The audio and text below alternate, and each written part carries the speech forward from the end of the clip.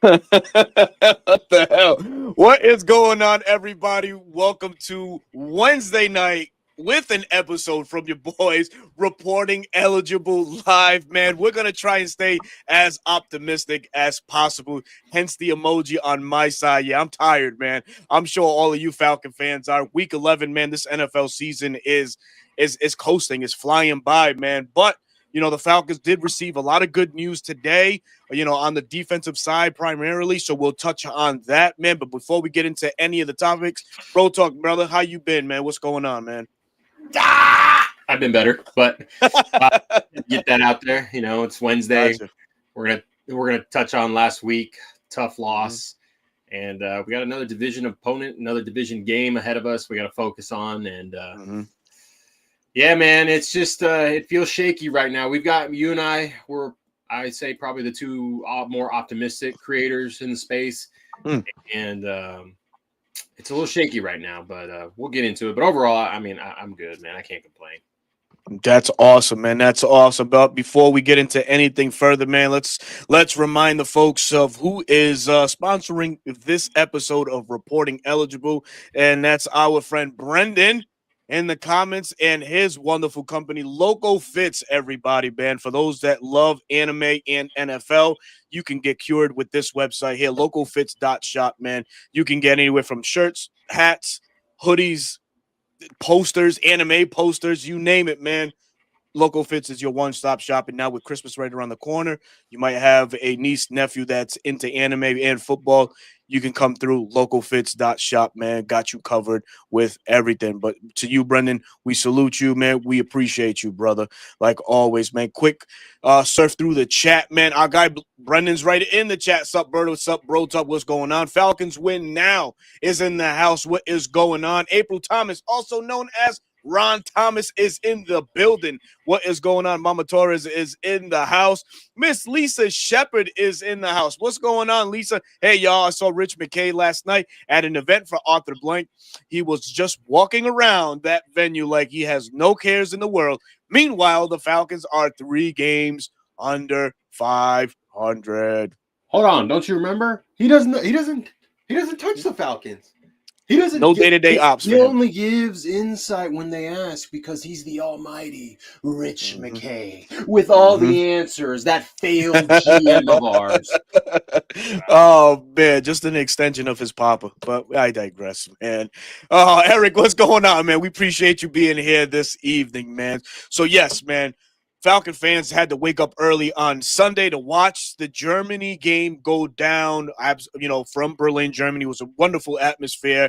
Such a smorgasbord of fans, NFL fans. You look into the stands, or when they did show it, jerseys of all kinds, man. A lot of Falcon, a lot of Colts, a lot of Steelers. You name it. Just a great NFL venue or atmosphere to be a part of, and a part of it were the Falcons and Colts. A game that was back and forth for a little while. The Falcons they played some good ball in the early halves, but then obviously everything just went to shit. With 2 minutes left in the fourth quarter, it's like, what the hell happened? We let one get away. Obviously, this team not being able to close games is still haunting us. But needless to say, man, your quick thought on, just the game overall for the Falcons, man. You saw the bright spots. You saw the instances where it's like, okay, this is the team that we were expecting. You're going up against one of the top teams in the AFC. You could argue the second best, or some people may argue is the best team in the AFC right now. You are going back and forth, throwing haymaker after haymaker, and then it just unraveled. It was just kind of like, what the hell happened? That's what you get left after that game, and it was still within reach. It wasn't like, oh, it was close, and then they pulled away and had this two-score victory. No, we went to overtime, but it was the story once again. Mistakes in certain situations, whether it was players, whether it was coaches, whether it was units. Overall, it just was the downfall for the game, because the game truly was in hand, much like it was against New England, much like it was against Tampa Bay, much like it was. Who was another one that we were close and lost to? Jesus. I'm No. brain farting here. Oh, Tampa Bay, the first game. Yeah, so Tampa, New England, Indianapolis, those were all one-score games that we lost. Oh, and Frisco. What was it, Frisco? And Frisco, yes, right? This almost, right? Almost doesn't cut it. It's in this league and with this fan base, and it's frustrating because they did it again to us, right? We were like, we go in with zero expectations to this game, like, we're not going to do the same thing we're going to get against New England. You know, Jonathan Taylor's going to run all over us, which he did. But we were expecting us not to be able to keep up. And we did. We did that. And we showed that we can be a good football team, but they just can't freaking put it together for 4 quarters. That's the most frustrating part. I think the frustrating part for me was we saw kind of life back in the run game. Both Bijan and Tyler did excellent in this game. 17 carries, 84 yards for Bijan, average 4.9. Tyler, 11 carries, 57 yards, 2 touchdowns, average 5.2. And then that was it. It felt like, you know, they couldn't get Bijan going in the second half, man. It felt stagnant all over again. I'm like, man, what is it with Zach and his inability to just stick to what works? You know, I think some metrics of the passing game was working. Some of the play action was definitely working. We saw good passes thrown to, you know, Kyle Pitts, and that's just exactly what happens when the run game is competent and it works. And the one thing that just kept pissing me off was, it's like, man, we're not taking enough shots because those linebackers for the Colts, bro, they were like right over the D tackles. Like, they were hovering closer than normal. A good play action. Oh my God, man, we could have ripped shit of this Colts defense, or at least the middle of it. But Zach, I don't know, man. Tunnel vision, or whatever the fuck it was, man. He just couldn't pivot and see that for himself, man. That's the frustrating part still with him, man. Him learning these things in the NFL world, bro. It's there are instances where he calls a really good drive, and you're like, okay, maybe he's figuring it out, and then he gets. Yeah, thanks, Jim. We're okay with it. Hey, by the way, we're okay with it. We got 2 studs, so we're okay. Exactly, we're good, brother. But it's frustrating because of the inconsistencies and just like not understanding the flow. It's just kind of like he's throwing stuff at a wall, like a painter throwing stuff on a canvas, hoping that it turns out into a masterpiece. And there's no like, you can see certain plays that he calls. It's like, okay, you can run this exact thing, but run something else out of it, which would then keep the defense guessing. Oh, it's going to be this. No, it's actually that. That's where his ability as a play caller, he hasn't evolved. And that's something we've talked about since last year. And if you have an inability to grow in your position, well, guess what? You're not ready for said position. You're not. On top of that, his staff is not doing their job. The offensive line, you know, our center is struggling in run blocking, in pass protection. He is struggling, right? We had a backup left guard who I thought overall had an okay game. Kyle Hinton. Stepping up for the injured Matthew Bergeron. I thought he did an okay job. But, you know, you have simple end tackle stunts that are just killing this offensive line. And so then I look at Dwayne Ledford like, Dwayne, okay, so let's say we have a big on big pass protection scheme. Bob for short, or a 5-0 for you football nerds. If we have that, what are we doing to communicate these stunts? The answer is nothing, because once the guys latch on, they're carrying, and that guy's just looping free, like you know, dead to right to Michael Penix, and then you want your quarterback to be able to set up, feel comfortable. He wasn't comfortable at all in the second half. Yeah, no, he wasn't. It was very evident that he wasn't comfortable, and then on top of that, hey, number 7, Bijan, we love him. He didn't play a great game. Man. He missed some holes. He missed some openings. It was the Tyler Algier game, which that's fine. That's fine, yeah. The staff and us as fans, we say it. Bijan's 1A, Tyler's 1B. Okay, that's it. And you feed the hot hand. And at times, hey, Zach was doing that. It was like, okay, let's keep it going. But again, it just falls to the flow. And then TJ Yates. Just so you guys know, if Zach Robinson were to be fired, that's your play caller, because he is the pass game coordinator. Okay. Yep. His passing concepts, terrible, trash. Where did our pass game coordinator go to? Didn't he go to Indiana? Oh shit. He did. He did. Oh, as an OC. Look at him now with Fernando Mendoza, killing it over there. Okay. Yep. our passing concepts are mediocre at best, probably below average. And then he's coaching the wide receiver where you're kind of trying to give this perspective. Okay, like this is a quarterback. He's talking to the receivers, what we're looking for. But you see the lack of effort blocking on screens. You see the lack of effort blocking on the backside runs. Like, that's bad coaching. Starts with the OC. It starts with the head coach, then down to the OC, down to the position coaches. So it's just bad right now. Yeah, dude. In the summertime, when DeBoer ever did become available after he was released by the Seahawks, I'm like, if you want to put a competent staff or you want to put a staff that can help Penix, I think you go grab his former coach, his former Washington Husky coach, name him the pass game coordinator. Because what was DeBoer having him do in Washington? Pass the ball all around, having him see the entire field.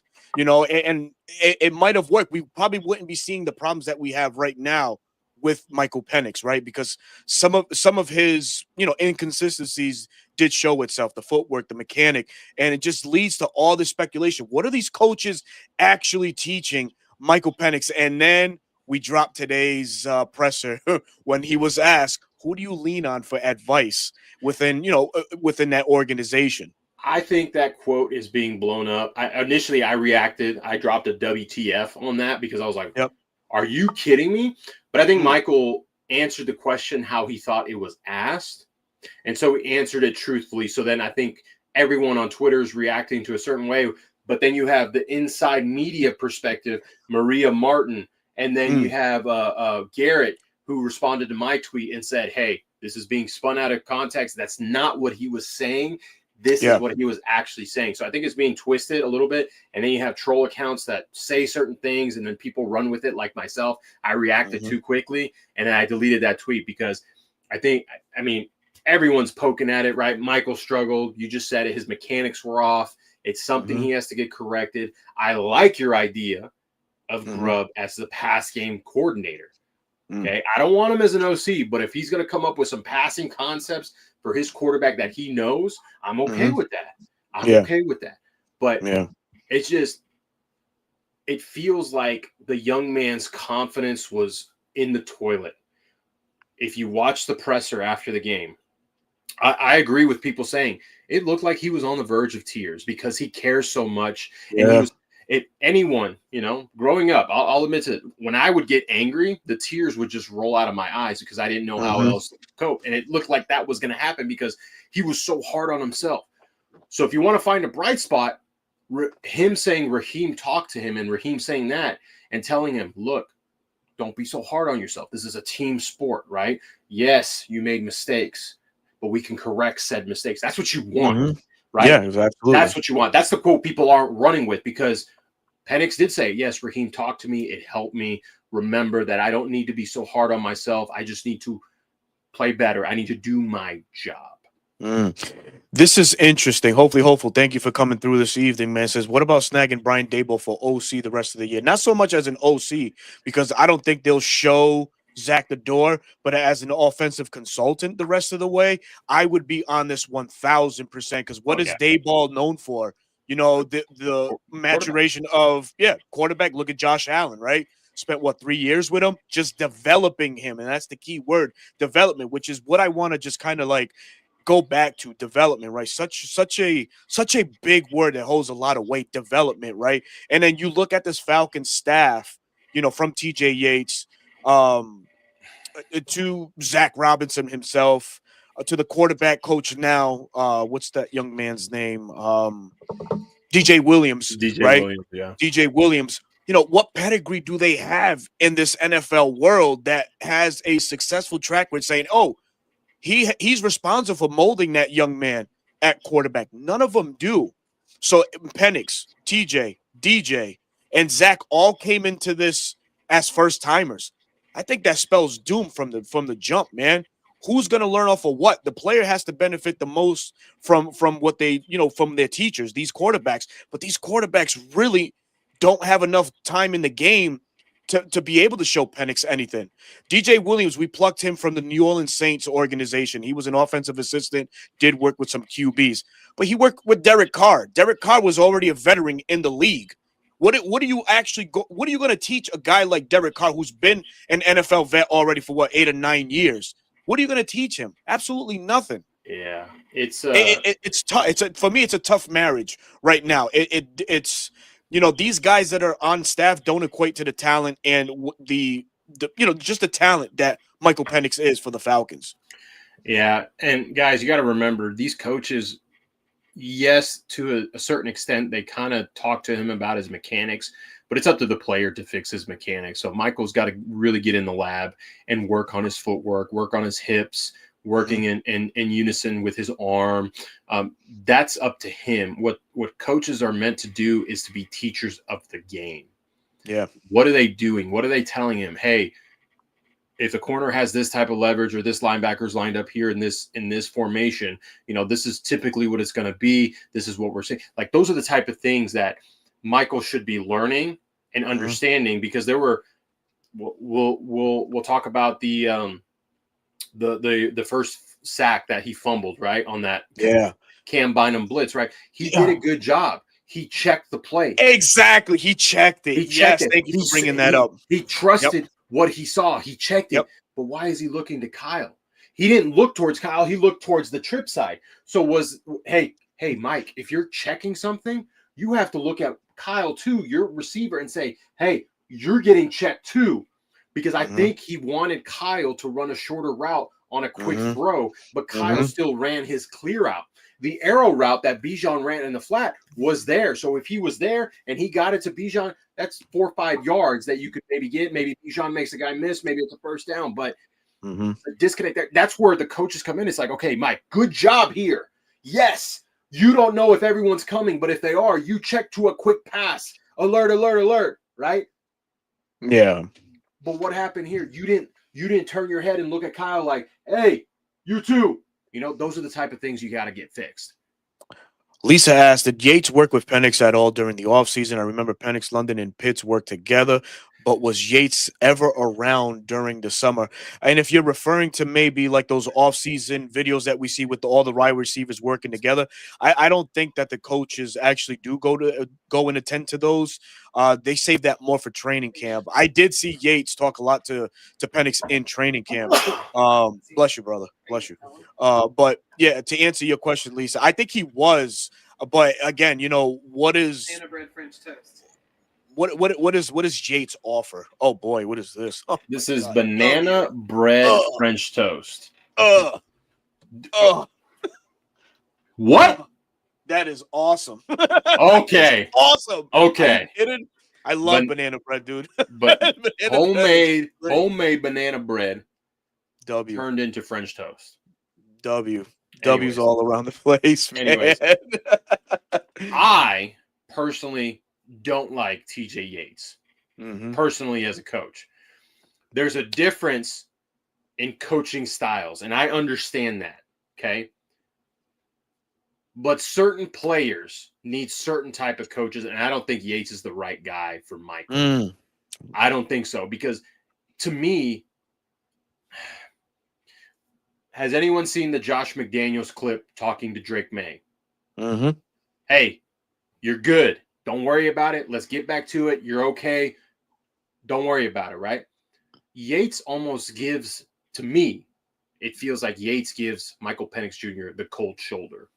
Like, he just listens to Michael, but then doesn't give anything in return. Yes, he talks to him, but it doesn't feel like it's constructive or productive to help Michael. So what does Michael do? He doesn't talk to anyone. Why would he talk to someone that he doesn't feel was helping? Would you talk to someone at your job that isn't helping you, that you're like not benefiting from? No. Could you say, hey, what's up? How you doing in passing? Sure. But like, to everyone's point, is like, I don't think I've ever seen Zach Robinson go and sit down next to him and say, let's go look at the tablet together. What happened? What is he do? What is Zach Robinson doing in between series? Like, truly, I'm gonna pay closer attention if I can see it, what he's doing. I'm gonna try and see what's going on, because you should be going. The whole purpose of you coming from the booth down to the field is to be there for your quarterback. Absolutely. Sit down with him, take the tablet, show him windows of where he could have thrown, where the opportunity was. Yeah, I agree, man. Don't worry about it. What's going on, man? He says, I don't like any of these reties besides Ulbrich. Honestly, there needs to be a reset. Reset, no more holdovers from previous regimes. I agree 100%, man. And in fact, depending on how the season shakes out, you might see everybody exodus minus Ulbrich. I think they'll do everything in their power to keep Ulbrich and keep Nate Ollie as well. Well, you know what? Your face says this to me. Yeah, but probably not because new regime might want to bring their own set of people. So typically, right? Typically, a new head coach is like, I've got my guys, and I want to bring them. Yeah, yeah.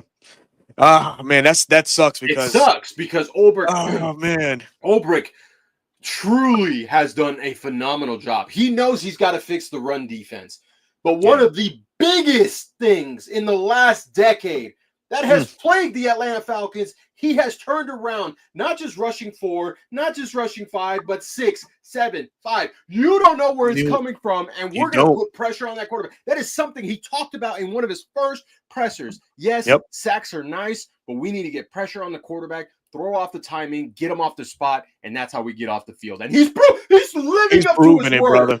He's living up to his word. You say pressure. On Sunday, we pressured Daniel Jones 20 times out of his dropbacks. 20 QB pressures we finished with. How many dropbacks for 7.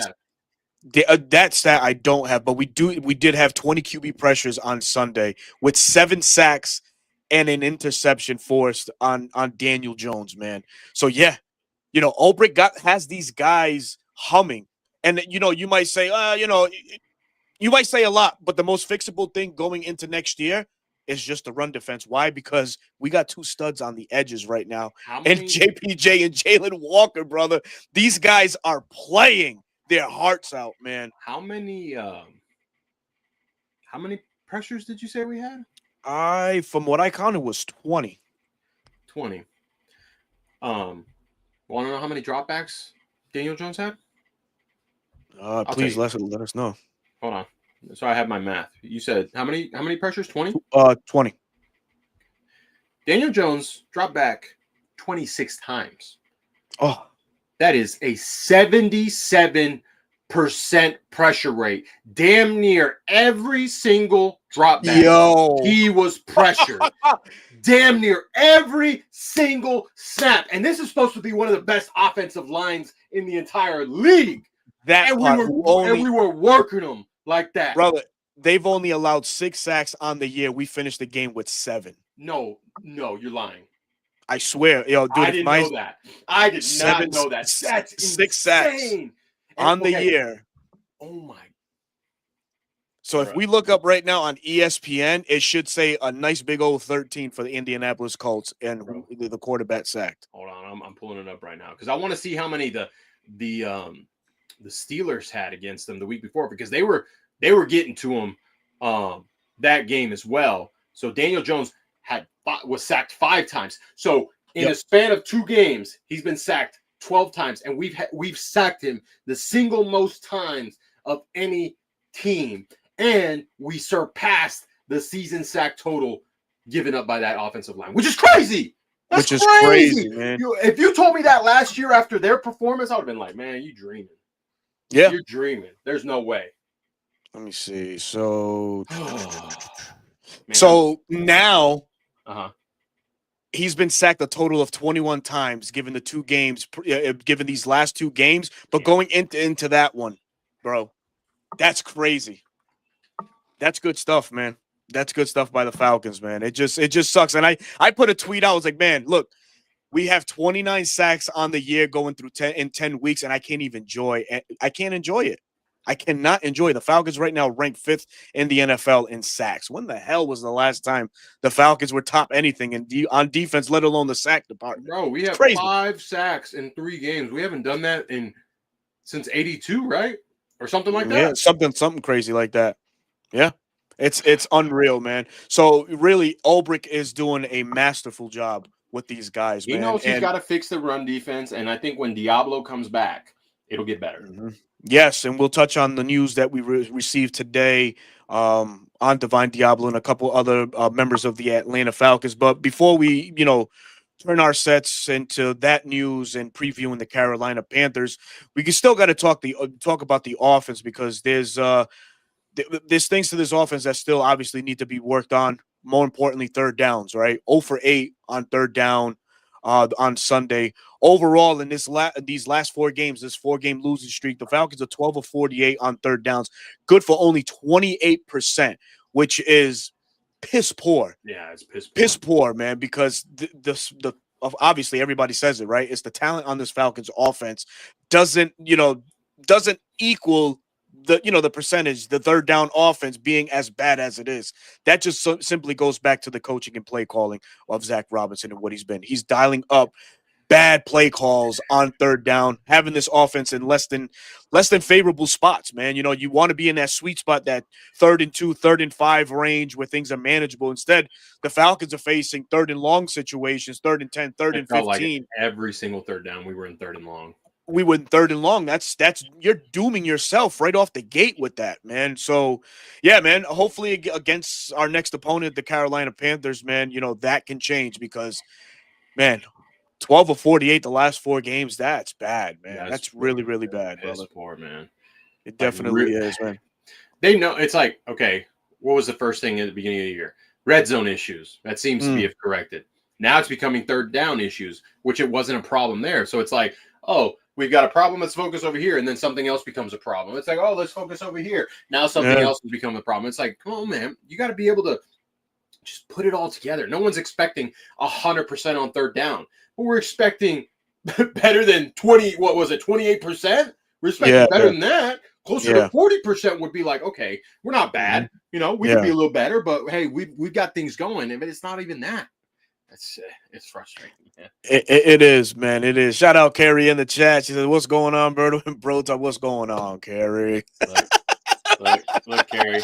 My wife made me banana bread French toast. What a W! I love it, man. What'd you say, babe? The kitchen's closed. Why? Because it's 9:30. Yeah, man. Brother got to eat, man. Kitchen's closed over here, bro. Go get you a protein bar. You'll be all right. Hell no, bro. Hell no, man. But no, man, we got to move on. We got some Falcons news to bring up. And this one, you mentioned the name earlier that should excite a lot of Falcon fans, and that's the return of Divine Diablo, man. As it was mentioned, his 21-day window opens next week, making him eligible to return. He's looked good by Raheem's account. So, he undoubtedly was the glue to this defense. And you notice in the 4-game skid how teams have been able to attack Atlanta more in the middle of this defense. Getting Divine Diablo is going to be good. It's going to be good, which spells the end of number 40. Thank going God. Forward. Thank God. You know what? Lou, what's happening, Unc? What's up, Lou? We just got to cut our losses there, right? Because someone's roster spot's going to be lost. And it doesn't need to be Ronnie Harrison. Dude, oh my God, riot if that happens. Ronnie Harrison has done a phenomenal job. You know what, Terry? Eat your pride. JD, I think the concussions have caught up to him. It's not working out. Hey, this player didn't pan out. You did it with Jace McClellan. Yeah. The 6th rounder, right? Sorry, Captain America. Your serum didn't work. Time to go. Because I kid you not, dude. I kid you not. That was the best fucking line we've ever seen on here. The serumless Steve Rogers. Anyways, but I kid you not, bro. Before the show, I was like, someone mentioned special teams. I'm like, okay, I gotta see for my own eyes because I don't really watch the special teams tape when I'm watching it.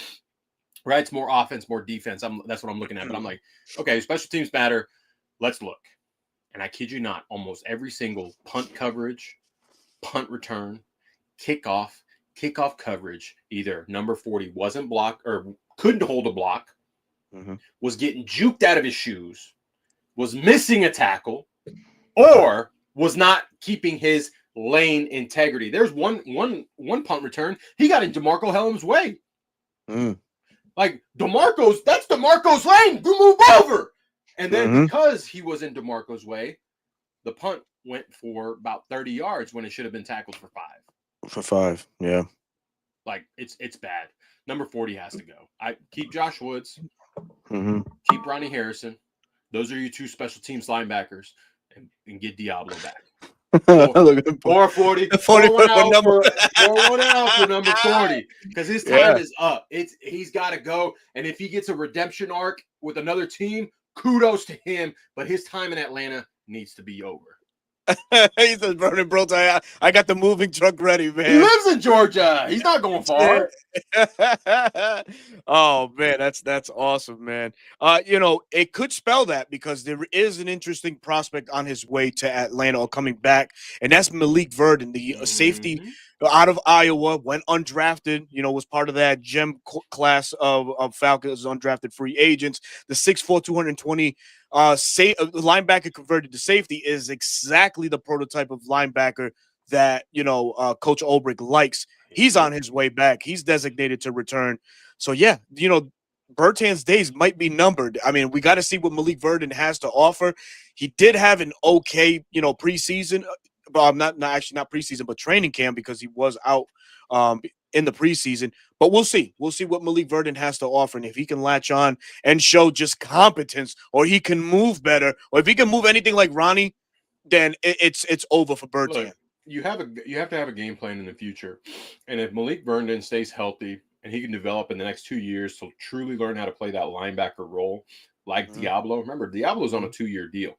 Yep. If Diablo ends up walking on that second year, but Verdon is ready and you can just plug and play that, like that's the development that you want on your team. You have a guy, you see the potential, you put him with the right coach, and then a couple years later, he is ready to go and he's making an impact on your team.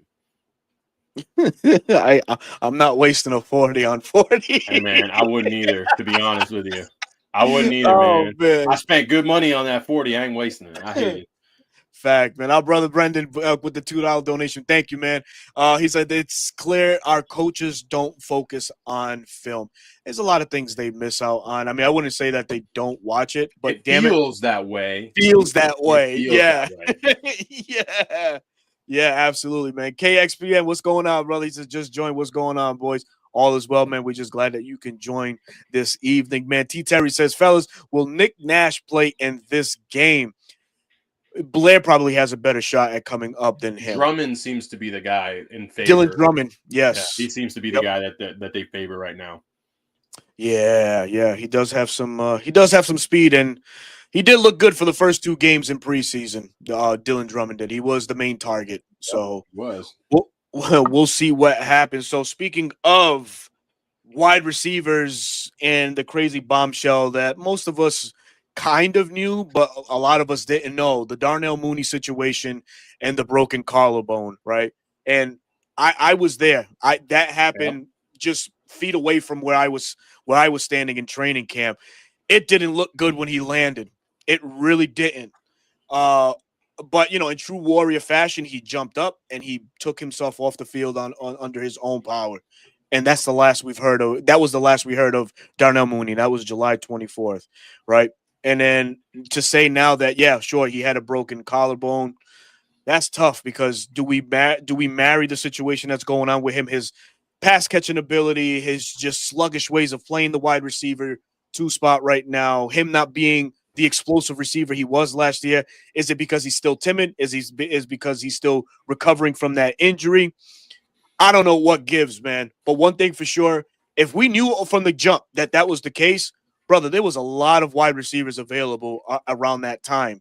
And there's a guy in New England that's kind of doing some work right now in Stephon Diggs. We probably wouldn't have no chance in signing him, but, you can't help but think, man, would the Falcons have joined that, that club and trying to, sign him or bring other names in other than DJ Chark? That's the receiver that we brought in, and he didn't even make the roster.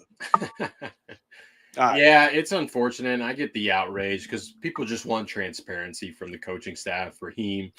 And I remember you telling me what you saw, and I was like, that's got to be we both talked about it. It was like, he's got to have broken his collarbone or something to be out like that and not practicing. I don't think it was a full break, or else he probably wouldn't be playing this year. It's probably a fracture.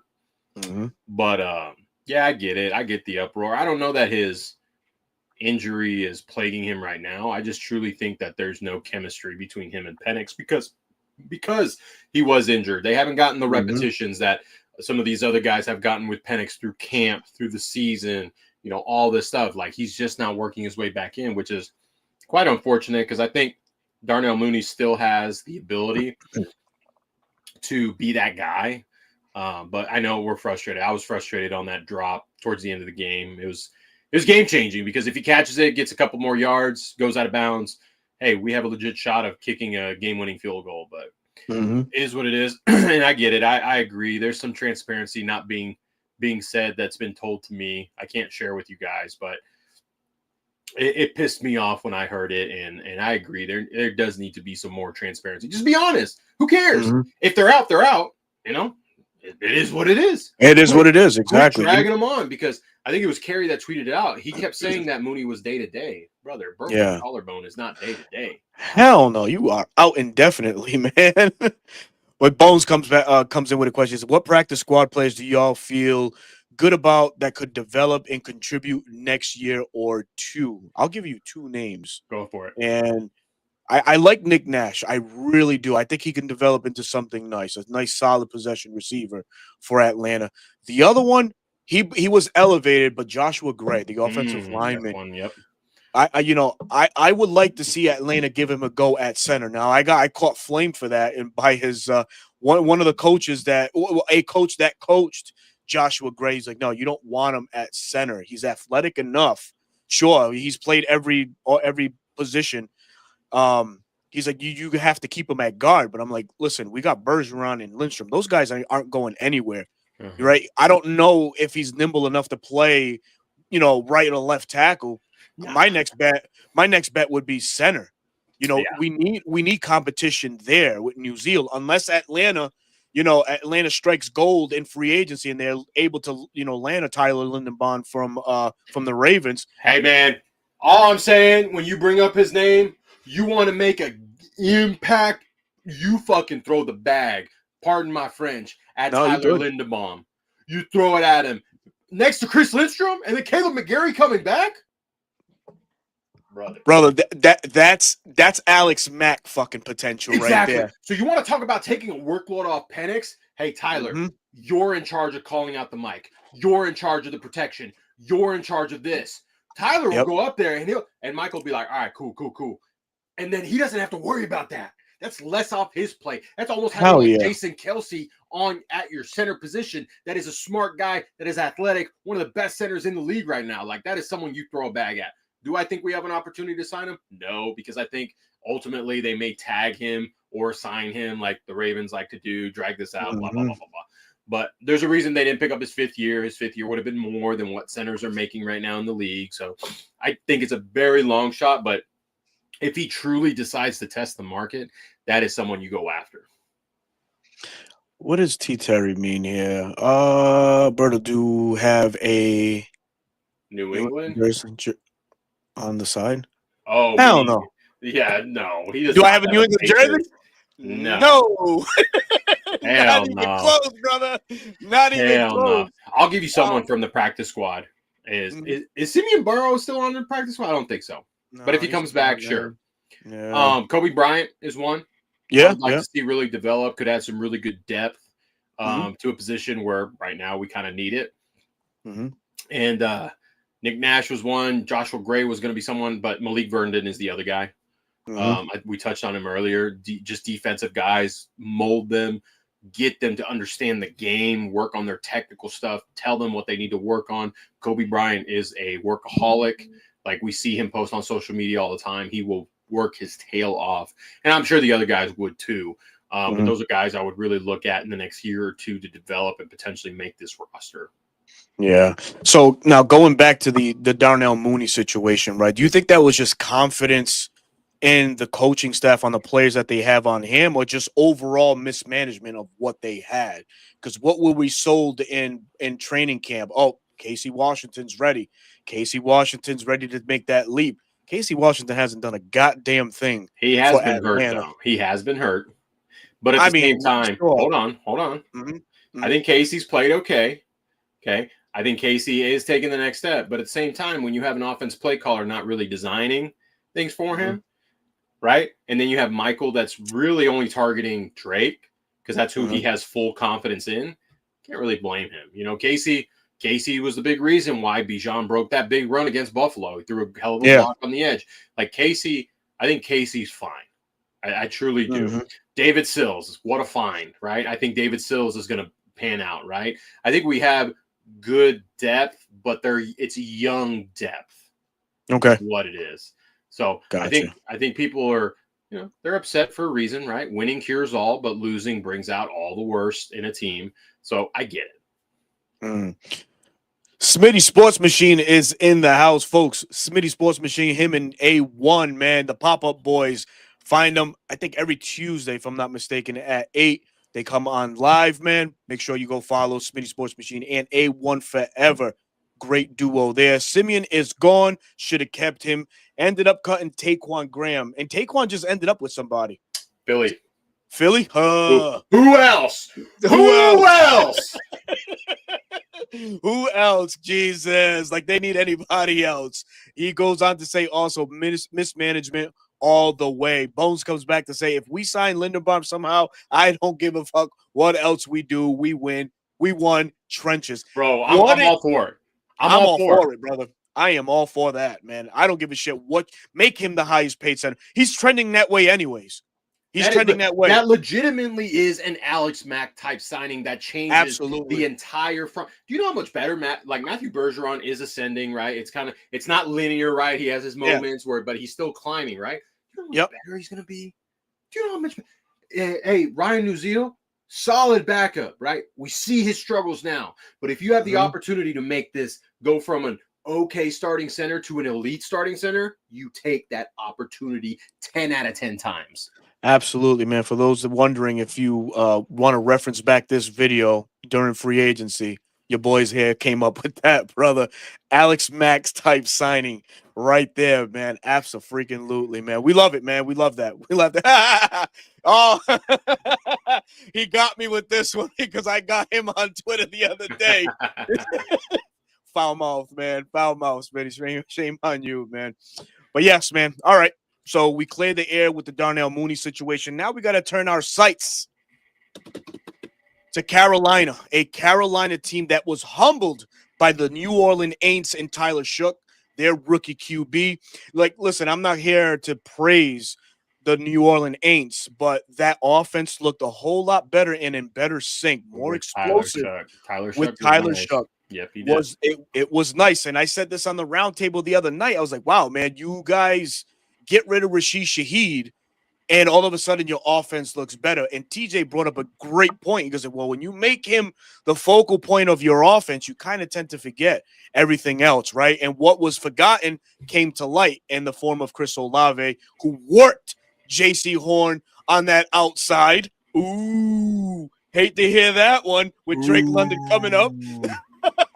And then, obviously, you know, the Carolina Panthers just a shell of themselves. Rico Dowdle held to only 54 yards. New Orleans overall just did a fantastic job just shutting down that entire offense. An offense that was clicking, right? They were on a 4-game winning streak. Obviously, Bryce still the game manager that he is. And another stat, and shout out King's Landing because he was talking about this earlier, but I further on it. 8 out of the 9 games this year, that young man has been held to under 200 yards passing. That's pretty bad for you, what you call a franchise quarterback. So really, you know, going back to the game, right? We definitely got to get our lick back. You know, 30-0 is nothing to be boastful about unless you're a Carolina fan. But Atlanta has their work cut out going up against the Carolina Panthers, man. The Falcons have their work cut out going up against the Carolina Panthers. In this game, right, Bro Talk, wow, how do you exemplify a game, or how do you like hype up a game so much more? This is the game of the year for Atlanta. It really is. Win and you're still in contention, lose, pack it up. It's time to go to Cancun. That's just how I feel. What are your thoughts? Well, yeah, I mean 3-7 versus 4-6. That's a huge deal, right? I said a realistic record for this team was 10-7, right? It didn't. I didn't think it would be 3-6 at this point after week 10. Yeah. I thought it'd be closer to 500. But if you lose this game, I don't care if it's close. I don't care if we get blown out. Like, it doesn't matter. If you lose this game, playoffs are completely out of reach because guess what? You still have Seattle and you still have LA. And then you still have Tampa one more time, right? Those are 3 games that are going to be probably our biggest tests. Not saying the Cardinals aren't good, not saying the Aints can't beat us, but you have to take it one game at a time. And, fans and the team, I'm sure, want their lick back after getting embarrassed in week 3. This is an interesting question here by Smitty. He says, who will lose out if we do that? Who will lose a big contract? I think he's referencing the Tyler Lindenbaum situation if Atlanta does. So there's ways to work the money, guys. Like Tyler Lindenbaum's contract, you really could backload. Like Terry did for AJ Terrell. Exactly. So you can backload it because cutting Kirk Cousins will save you $22.5 million right off the spot. If you do a post June 1st cut, remember the money doesn't hit until June 1st. Right? But you end up saving $35 million. So you would save about $13.5 more million.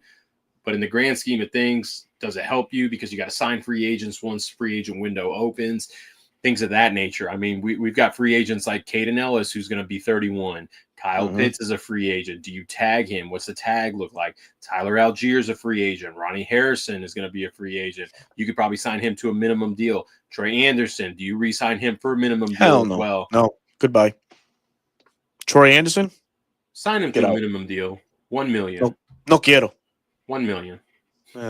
Unguaranteed money. So if you cut him, you get all your money. You don't lose on. Yeah, you don't lose out on nothing. So a lot of the guys, the biggest guys really are Caden Ellis, Kyle Pitts, and then Tyler Algier. Arnold Ebiketie is going to be a free agent, but he's probably going to walk. He sounded like he wanted a fresh start. So really and truly, as far as saving any more money, the only things you could really do is do any type of restructuring.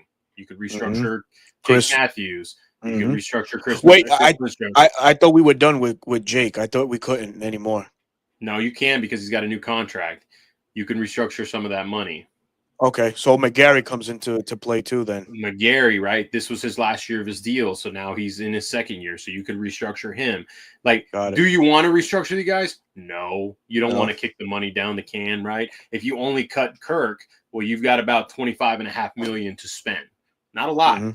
Not a lot, but you can work the money around to do that. Do you think AJ Terrell is going to be here? I do. So you can restructure him, right? That's another $10 million, right? Another $10 million. You extend out Drake London. You're saving money there. Darnell Mooney, do you keep him? He's an $11 million cap hit. Do you cut him? That's an $11 million savings right there. He's going to be 29. We don't know. There's a multitude of ways that you can make things happen because the front load, our biggest contracts are Kirk Cousins, Caleb McGarry, Jake Matthews, and Chris Lindstrom.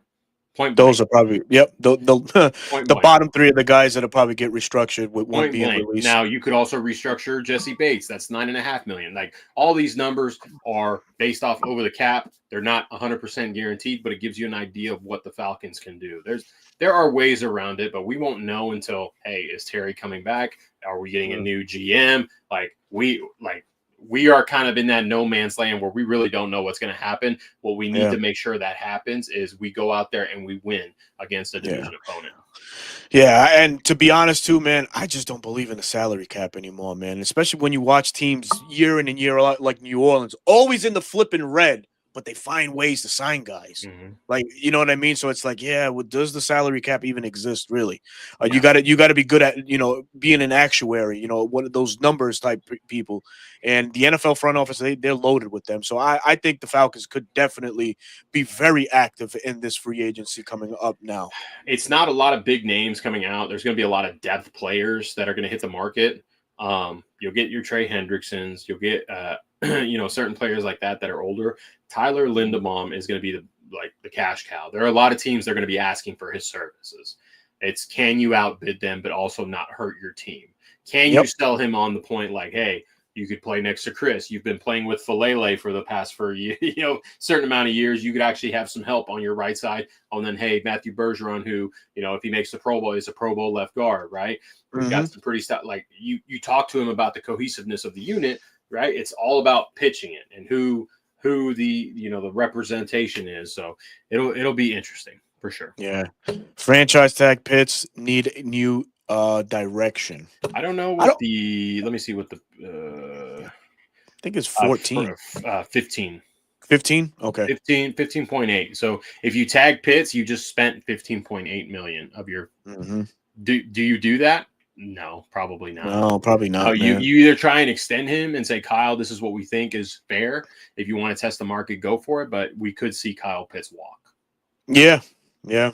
Yep. I wouldn't be surprised. Hey, he's been tied to them in trade scenarios. Travis Kelce rides off into the sunset, and Kyle Pitts takes over. Could happen. Imagine him in an Andy Reid offense. Oh my God. Imagine him with Patrick Mahomes, man. Yeah, but we say that, right? And it's like he can't even get going here. So what makes you think, he can do that? It's all about confidence with Kyle. You start feeding him the rock like Kelce gets fed. Maybe so, right? Good things happen. Yeah, man. So back to the Carolina game. This was great. Oh, as a matter of fact, hold on. There they are here. The coach's corner. What is going on? What's good, Pirtle and panel? People smash that like button. We certainly do appreciate it, man. Appreciate it. We're looking forward to some collaborations with you guys down the line, man. Sorry this evening you had to ask, but I was just, caught up with work, brother. But yes, man. We're definitely looking forward to that. The Pitt situation, like we mentioned, man, could be something that happens. It could be a tag in place, might not be a tag in place. But a lot of people do feel his time in Atlanta is up, 5 years too much. We'll see how he ends this at the end of the year. Right now, he's 420 yards and a touchdown. We'll see what happens. There's still 8 games left. Or 7 games. Yeah, we have a ways to go before we really I haven't even started diving into prospects. I haven't dove in fully into free agency because I'm more so looking at what the Falcons can do to correct the ship. And you guys need to be prepared, right? I put out a tweet earlier today. Packer fans want Matt LaFleur gone. Woo! They want him gone, right? They're blaming him for the loss and the losses they've had where the defense has, held teams under 13 points, right? I don't think it's him. I think it's his quarterback. But if he does become available and Raheem does enough to keep his job and Zach either gets fired or leaves, that's one of Raheem's buddies. Last time Raheem hired a buddy this past offseason worked out pretty well. Worked out pretty well for the defense. I can see where you guys go. Where you going with that? Do you guys think this is Tyler's last year? No. Hey, Unc. I'm going to be real with you. I think it is only because a bag will be thrown his way. I think a bag. Now, I don't know him like you do, Unc, but if he wants to stay with his dogs like Bijan and all the guys here and he wants to stay and take a cheaper deal, I would love for him to come back. All the fans would love for him to come back. But if he gets offered close to top dollar for a running back, it'd be kind of hard for him to turn it down. I know he went to BYU. I'm assuming I don't know where he's from, but I'm assuming he's from the West Coast.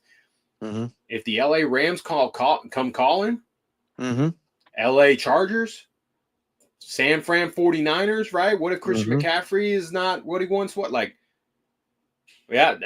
Smith will be clamoring for him to go to Pittsburgh. He could be the lead guy, even though Jalen Warren's playing nice. He's not Tyler. Tyler's a lot better of a running back.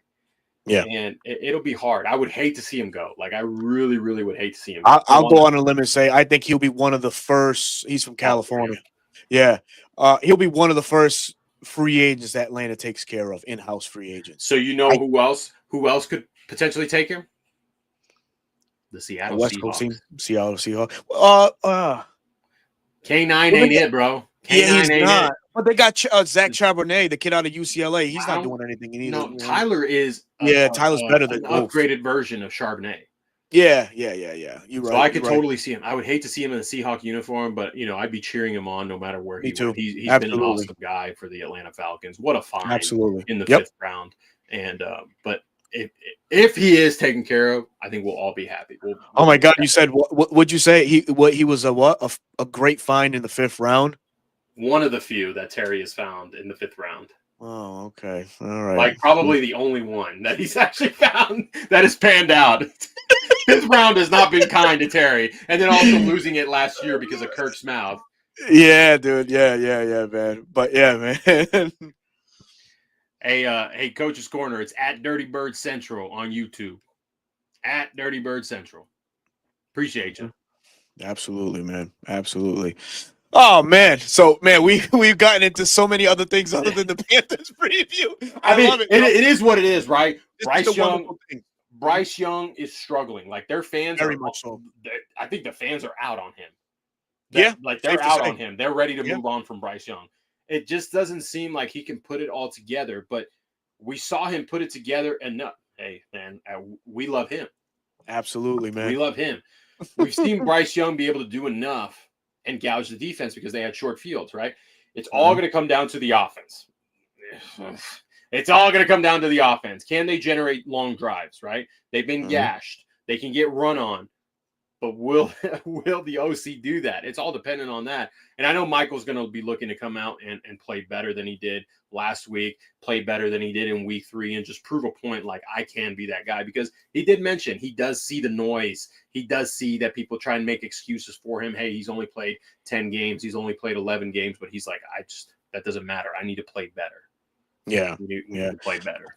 Yeah, we just need to make them one-dimensional going into Sunday. We obviously know that the two-headed monster, Chuba Hubbard and Rico Dowdle, coming on from a down performance against the Saints. So the Falcons got to try and mimic that same success and put all the pressure on Bryce Young. And pressure, I say, after a game that, the last two quarterbacks, Drake May, who's playing at MVP caliber level, same could be said for Daniel Jones. We made those guys look, a shell of themselves because of the pressure generated. Very average. Imagine if we can get that pressure on Bryce Young, who, oh, by the way, when he sees the rush, is very turnover prone. And that's exactly what we need to just, unravel on Sunday. It's containing these two guys and you just give this guy the fits, right? Really on offense, it's those two guys and Tep McMillan, who's playing pretty decent. A lot of people are out already on Xavier Legette.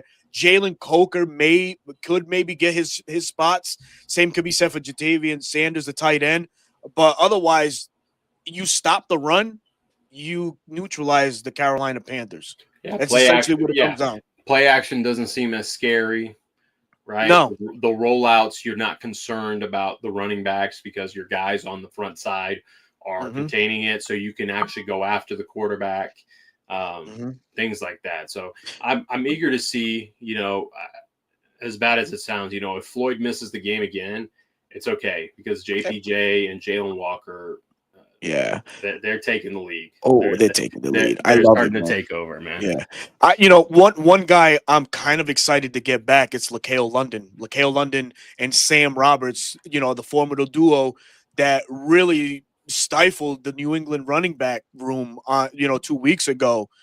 They get an opportunity to, if LaCale London comes back, and maybe they can do that the same against Rico Dowdle and Chuba Hubbard. So the Panthers' offensive line isn't as strong as it was in week 3. No. Now, granted, injuries happen. We've seen it before where we're going up against a hurt team, but we don't take advantage of it. So it'll be interesting to see, right? Point of the matter is you have to go there. You have to win. Even if, dare I say, even if it's an ugly win, as long as you get in the win column and start building off of that, that's what you want to see. Gotcha. All right, man. We got 2 minutes left. We got to give our prediction and X factors for the game. I'll let you go first on the X factor situation, brother.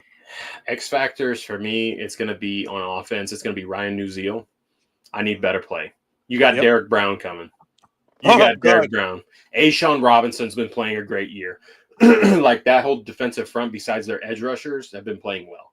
So Ryan, I need better pass protection. I need better run blocking. Get to your spot. Seal off your guy on the wide zone. Get to your guys. And then defensively, I need the rookie duo again. I need them. I need them to collapse on Bryce Young and not let him breathe. It's what I really need. I would say Ronnie Harrison, which yes, we need him, but I really need that Ronnie Ronnie duo, or not Ronnie Yeah. duo. I'm a rookie duo. I'm sorry. The rookie duo. So for me, it's going to be on the offensive line as well. You went Ryan Neal. I'm going to go Elijah Wilkinson because Nick Scourton has been putting up some impressive tape. Man, he's been getting after it. They have a duo over there, Princely Yellen and Nick Scourton, but Nick Scourton looks the greater out of the two. And he gives fits. He was giving Tyler Banks, Calvin Banks, excuse me, last week for the Saints fits on that side, I think on the right side, and that's the side he likes to rush on predominantly against Elijah Wilkinson. And we've seen Elijah Wilkinson's play kind of take a step back in recent weeks, so we need a bounce back game in the biggest way for him. And for me, offensively, man, give me Bijan Robinson, man. Can you get right, brother? Can you get right, man? Can we please see the Bijan of old? Can we see the Buffalo Bills style Bijan Robinson come back to fruition, man? We missed that guy. We haven't seen him. The explosive plays. He's back home. He plays great in front of his home crowd. As a matter of fact, the entire Falcons team do when they're back at home. So it's Bijan Robinson for me on offense. I gave you two offense. What am I thinking? So I said I give you two guys on offense. I'm overthinking it. So for the defense, Jalen Walker, it has to be it for me. Jalen Walker has been getting better week in and week out. He started off the year a little quiet, but boy, man, he's turning it up. Exploding right now. He's exploding, right? And we don't know which side he'll be rushing from. They like to move him around. It could be on Tyler Morton's side, Iku Ogwanu's side.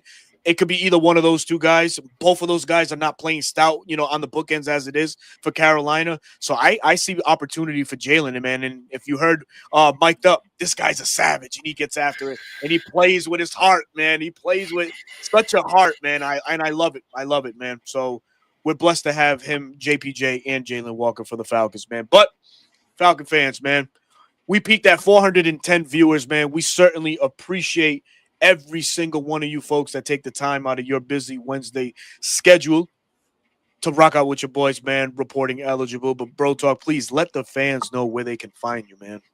Well, this Sunday, you can actually find me in Mercedes-Benz Stadium. Yeah, baby. I did not like what I saw in week 3 and said, you know what, let's mark this on the calendar. So I will be traveling to Atlanta this weekend in the first ever game I will ever witness in Mercedes-Benz Stadium. And I will be there to witness. I will be there to witness a Falcons win over the Carolina Panthers. Give me 21-17. 21-17? Close. Yeah, I say that. I'll say 27-24 Falcons. Still close. Still close. It's an NFC South battle, man. Really, rarely these games are blowouts, right? So it's like, come on. It's going to be a fun matchup, man. And man, I'm happy for you. You get to go down there, experience your first game live with family. It's going to be dope. It's going to be dope, man. Hopefully when that swag surf hits, we're going to be up winning, so I can actually enjoy swag surfing. Yeah, you gotta take a video. You gotta take a selfie swag surfing. We'll see. There with the crowd, man. That's awesome, man. So hey, man, look, man, you guys heard it here. What do you say? I apologize in advance for your live experience, bro. I'm hoping we come away with the win. I'm bringing here. The only time I've ever seen the Falcons live was here in Dallas in 2015, and that we won that game. That was Devontae Freeman's 3-touchdown game with a Julio touchdown as well. Hey, now let's go, man. Hey, T. Terry, this young man here, Bro Talk, is the star, man. I'm just playing second fiddle, man. No, he is Superman, and I am Batman. We are two of the top Justice Leagues. Oh, man, Miss Lisa already courting you, man. We got to get a selfie, Bro Talk. I love it. Oh, look, even more. I'm in the Dirty Bird nest. So, I mean, I'll let you take in the experience. I know exactly how to get there, man. So I'll let y'all find me, okay? I'm going to be taking in the Benz. And if you find me and you want to take me to the nest, me and my wife will go down there and we'll experience the nest. So Bro Talk's going to do his best Raheem impersonation. That's how you're going to find, bro. That's how you're going to find. Man, if they put me on that Jumbotron and I'm doing that, bro, I'm done. Oh, man. Oh, that's bro talk. Yeah, that's how you do it, man. Oh man, what a night, what a night. We can't wait to go back on live next Wednesday night, man. 9 p.m. You're gonna find us here again to hear all the good stories from a Falcons victory. I'm feeling good about this game, really good about this game. But okay, all right, you gave him the juice. Now gave him the rest of it, man. Where can folks find you, man? Right. Sorry. He said somebody's Good. going to clip it if they find me on TV or in the stadium. Someone's going to it's going to wind I up hope on so. social I media. hope so, brother. Anyways, but you guys, as always, at Dirty Bird Central, YouTube, Instagram, TikTok, short form content. I've been focusing mainly on the Atlanta Falcons, highlighting the good, sometimes the bad. It is what it is, trying to call a spade a spade. But if you're looking for long form content, life's been just kind of hectic. Haven't been really able to focus on that. But if you love daily tweets, if you love daily tweets, at BK Squared 7 on Twitter, daily tweets, not only Falcons, but NFL, calling out other franchises for the idiot things that they do, because guess what? The Falcons aren't the only one that do some dumb things. Yeah, that's true. Yeah. Just like this one right here. 95 looks like Frankenstein. Halloween's over, kid. Go to bed. That's what happens when you have kids, man. They clown you. But, man, that's co-host there, man. Obviously, I'm your boy Berto, your host of the 95 North Falcons talk show, and reporting eligible, who comes at you live every Wednesday night, 9 p.m. Make sure you tab in with us next week. We're going to have a lot of great stuff for you guys. Then you can also find me on the NFC South Roundtable every Tuesday, 8 p.m. live on YouTube, and also on Bleacher Report. Post-game reaction shows are had every Sunday once the game goes final, and short-form content comes at you on a weekly basis, Monday through Thursday. For Bro Talk, I'm Berto, man. We will see you guys next week. We certainly appreciate everybody. Please hit that subscribe button, man. Dirty Bird at Dirty Bird Central and 95 North Falcons Talk Show. Peace.